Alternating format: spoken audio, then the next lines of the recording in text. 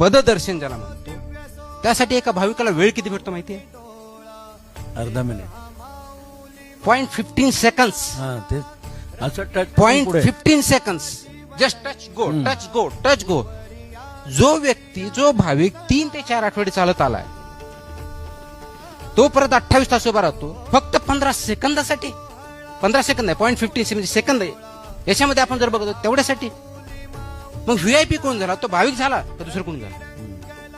माझ्या दृष्टिकोनातून ते व्हीआयपी होते. आणि म्हणून मी असा निर्णय घेतला होता की जोपर्यंत पूजा चालू तोपर्यंत कुणालाही, जे अधिकारी असतील, पदाधिकारी असतील, त्यांचे कुणी, त्यांना दर्शन घ्यायला मला अडचण नाही.